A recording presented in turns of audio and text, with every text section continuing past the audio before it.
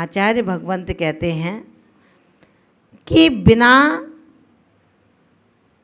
सोचे विचारे, बिना शोधन किए आप शत्रु और मित्रता का जो संबंध स्थापित कर लेते हो, इस शत्रु मित्रता के संबंध को अब विच्छेद करने का मन बनाओ।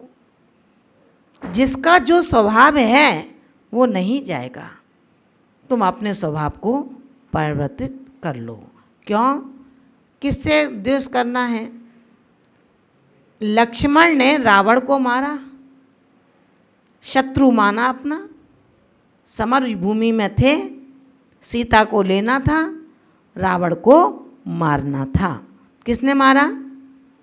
लक्ष्मण ने रावण को मारा। जिस लक्ष्मण को रावण ने मारा है वो लक्ष्मण जब तीर्थंकर होगा, वो रावण जब तीर्थंकर होगा तो किसके लिए मारा? सीता के लिए मारा। वो सीता का जीव उसी रावण का जब तीर्थंकर पर्याय में रावण होगा तो गणधर बनेगा।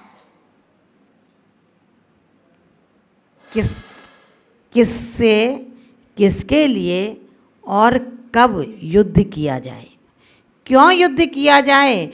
और आश्चर्य की बात, जिस लंकेश को लक्ष्मण ने मारा वही उसका पुत्र बन जाएगा। आग राग को पैदा करे ऐसा कहीं नहीं लिखा, लेकिन राग आग को पैदा करता है। आग राग को पैदा नहीं करती, लेकिन राग आग को पैदा करता है। ऐसा राग कि लक्ष्मण रेखा खींच दी कि इससे आगे मत निकलना, लेकिन श्रद्धान विचलित हो गया। जैसे ही आवाज़ लगी तो लगा कि राम आवाज़ लगा रहे हैं, बाहर उल्लंघन हो जाता है, और जैसे ही सीमा का उल्लंघन हुआ अपहरण स्वतः हो जाता है। महान भावों, वो तो सीता का अपहरण रावण के द्वारा हुआ, लेकिन अपने परिणाम रूपी सीता का अपहरण अपने ही राग द्वेष रूपी रावण के द्वारा निरंतर होता चला जा रहा है। इसको बचाने की अपने को कोशिश करनी है कि मैं कहीं, मेरी आत्मा कहीं इन राग द्वेष रूपी रावण के माध्यम से अपहरण तो नहीं की जा रही, इसके साथ व्यभिचार तो नहीं किया जा रहा। अपने शील की रक्षा करनी होती है तो अपने उस व्यभिचारी से खुद को बुद्धि विवेक पूर्वक बचाना होता है। इसलिए अब जो पर्याय मुझे दृष्टिगोचर हो रही हैं, आचार्य भगवंत कहते हैं उनसे उदास होने का समय आ गया है। उनसे उदास हो जाओ, अपने आप को उदासीन कर लो। चेहरे पर प्रसन्नता तो रहे, लेकिन बेवजह की हंसी ना हो, क्योंकि चेहरे पर प्रसन्नता नहीं होगी तो आपने जितने तीर्थंकर की प्रतिमा देखी हो तो उनकी स्मित मुद्रा कहीं गई नहीं है। वो अंदर में इतने प्रसन्न हैं, वो अंदर से इतने खुश हैं, अपने आत्म भवन में बैठ कर के अपने चेतन को ऐसे हिडोले दे रहे हैं, उस सिद्धालय में बैठ कर के इतना आत्मरंजन कर रहे हैं। रे आत्मा के जिज्ञासु श्रावक, केवल आत्मा की रटन से कभी भी तुझको आत्मा की प्राप्ति नहीं हो सकती है। पिता ने रागवश प्राण त्याग कर दिए, पिता ने रागवश प्राणों का त्याग हो गया उनका। पुत्र के व्यामोह में अपना किंचित भी नहीं सोचा कि मैं कब अपने आप के लिए पुरुषार्थ करूं। ऐसा पिता जब मृत्यु का वरण कर जाता है, लेकिन अभी भी घर नहीं छूटा, बकरा बन करके बार बार देरी पर आता है, बार बार देरी पर आता है। पुत्र डंडा मार के भगाता है, बकरा भागता नहीं है। एक दिन अवध ज्ञानी मुनराज से पूछ ही बैठा कि महाराज, न जाने ये बकरा कैसा है, इतना पिटता है लेकिन फिर भी भागता नहीं है। अवध ज्ञानी मुनराज तो दर्पणवत हैं। उन्होंने कहा, वत्स, ये बार बार प्रवेश इसलिए करता है कि ये बकरे का जीव कुछ समय पहले तुम्हारा ही पिता था। इससे ईर्ष्या मत करो, इससे द्वेष मत करो और इसे मत मारो, संतुष्ट हो जाओ, क्योंकि यह पर्याय की ऐसी ही दशा है। इन पर्यायों से मध्यस्थ होना पड़ेगा। इन पर्यायों से हमें अपने चेतन के लिए कहीं कोई घात न हो जाए, ऐसी क्रियाओं से अपने को बचाना होगा। यदि रागवश आपने किसी से मित्रता ठानी है तो आचार्य प्रवर कहते हैं कि रे ज्ञानी शुद्धात्म अन्वेषी, तुमने जिससे अपनी राग बस मित्रता ठान ली है, क्या तुम्हें पता है वो तुम्हारा मित्र है? क्योंकि जिसको आप मित्र समझ रहे हैं, ये मित्र भी तुम्हारे अधिक राग में यदि पर्याय के स्थानांतरण होने पर और तुम्हारे पीछे के अंदर ही कोई बिच्छू बनकर आ गया, अन्य कुछ बनकर के आ गया, तो उसको झाड़ोगे तो नहीं, रख लोगे।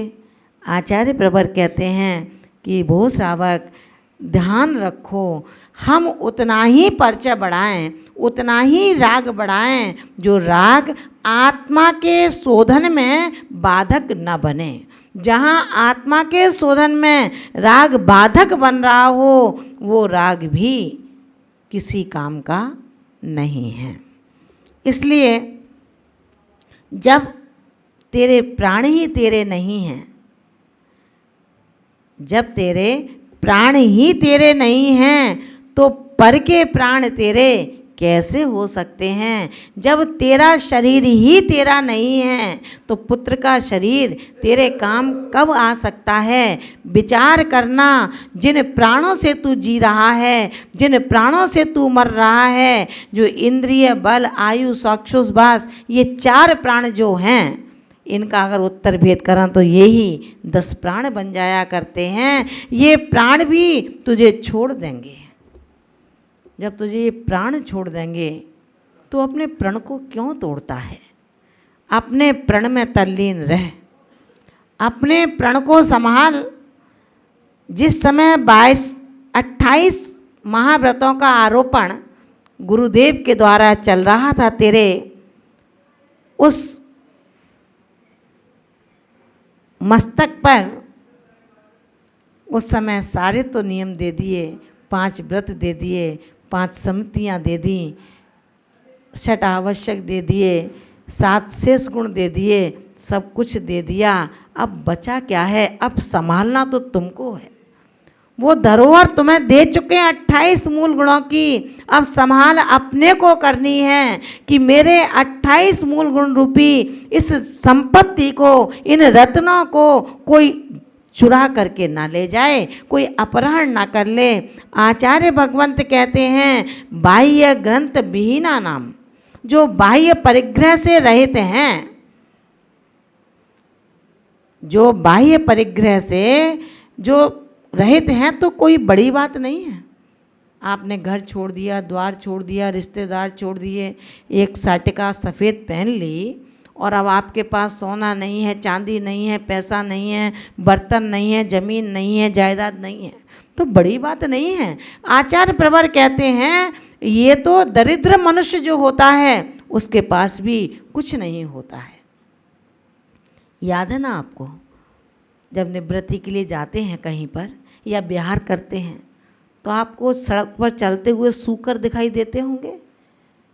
उनका भी बालों को उखाड़ता है। वो जबरन बालों को उखाड़ रहा है, उसकी निर्जरा का हेतु नहीं है, लेकिन आपका केश लुंचन आपकी निर्जरा का एक साधन है, निर्जरा का एक कारण है। क्यों? क्योंकि आप जो केशनौच करते हैं वो देह की भिन्नता, भेद विज्ञान की चरम स्थिति को समझ के अथवा उस भेद विज्ञान की चरम स्थिति को प्राप्त करने के लिए करते हैं। उस भेद विज्ञान की चरम स्थिति के लिए आप स्वयं अपने हाथों से हंसते हंसते उस केश लुंचन को कर लेते हैं। आपने कितना पुरुषार्थ किया है, उस अपने हाथ से करते केशलोच में आप 10 भक्ति को पढ़ लेते हो। आप उस केशलोच में प्रभु की आराधना करते रहते हो। भेद विज्ञान अपने अंतरंग में हर समय दृष्टि में रखते हो। ऐसा व्यक्ति जो केशलोचन के समय भेद विज्ञान को सामने रखता है, आचार्य प्रवर कहते हैं ऐसे त्यागी, ऐसे महाव्रती सुलभ नहीं हैं, दुर्लभ हैं। लेकिन दरिद्र मनुष्य तो बाह्य परिग्रह से रहित स्वयं ही होता है। इसलिए आचार्य प्रवर कहते हैं बाह्य परिग्रह का त्याग मनुष्य के लिए दुर्लभ नहीं है, लेकिन अंतरंग परिग्रह का त्याग बहुत दुर्लभ है, सुलभ नहीं है। लोक में जो दुर्लभ है वही तो आत्मा का अन्वेषी साधक करता है, जो सुलभ है वो उसको छोड़ देता है। आचार्य भगवान यही कहते हैं कि जब तक तुम्हारी वस्तु नहीं है तब तक के लिए उसके प्रति निष्प्रयता रखी तो क्या रखी। जैसे ही पता लगा ये मेरी वस्तु है अथवा दूसरे की इस्तेमाल कर रहा हूँ अपने धोखे में, आप उसको तुरंत अलग कर देते हैं। अरे चेतन, इतना बोध तो है आपके अंदर कि ये मेरा नहीं है, ये उसका है। आचार्य प्रवर कहते हैं कि जब तेरे वस्तु पर तेरा चिन्ह था, उसको देख कर के उठाया, उसको देख कर के रखा, उस चिन्ह वाली वस्तु को यदि दूसरे ने ले लिया, तुम नहीं देख पाए, उसी का इस्तेमाल कर रहे हैं, अचानक ग्रंथ को बंद करते समय, ग्रंथ को परिवर्तित करते समय वो चिन्ह जैसे ही दिखा, आपने कहा अरे ये मेरी नहीं है, ये तो उसकी है, तो मेरी कहाँ है। अब तक जो मन, अब तक जो परिणाम स्व का अन्वेषण करने में लगे थे, जाप चल रहा था, मन उसमें लगा था, मंत्र रचना से निकल रहा था, जिसमें एकाग्रता थी, वो मन अब व्यग्र हो गया, माला छूट जाती है, मन की तारतम्यता टूट जाती है, मन विचलित हो जाता है। ये मेरा नहीं है, मेरा कहाँ पर है, किसके पास है। अब तक अखंड मौन की धारा थी, अब काय गुप्ती से जो बैठा था वो गुप्ती भी अब गोपनीय नहीं रहती। आचार्य भगवंत कहते हैं जिसने पर द्रव्य को जान लिया, जिसने पर द्रव्य को जान लिया, बस वो एक क्षण में छोड़ देता है। पर द्रव्य को जानकर एक क्षण नहीं लगता छोड़ने में। और आचार्य भगवंत कहते हैं परद्रव्य को जानकर छोड़ा तो क्या छोड़ा, स्वद्रव्य को जानकर जो छोड़ देता है उसका त्याग, उसका विचार उत्तम होता है। और जो छोड़ करके, त्याग करके, किसी को दे करके ग्रहण कर लेता है, आचार्य प्रवर कहते हैं ये तो वमन करने के बाद ग्रहण करने वाली बात सिद्ध हो जाया करती है। आचार्य पूज्यपाद स्वामी ने बड़ी अच्छी कारिका दी, अविद्वान पुद्गलम द्रव्य, यो भी नंदित तस्य तत्। जो अविद्वान यानी कि मूढ़ हैं, अज्ञानी हैं, बहिरात्मा हैं, ऐसी आत्मा जो पर पदार्थों का, अविद्वान पुद्गलम द्रव्य, पर पदार्थों का जो दृश्यमान है वो सारे पर पदार्थ हैं, नाशवान हैं। ऐसे पुद्गल पदार्थों का अभिनंदन करती है, सम्मान करती है, हृदय से लगाती है, ममकार की वृत्ति रखती है, उस ममकार से अहम को जन्म देती है।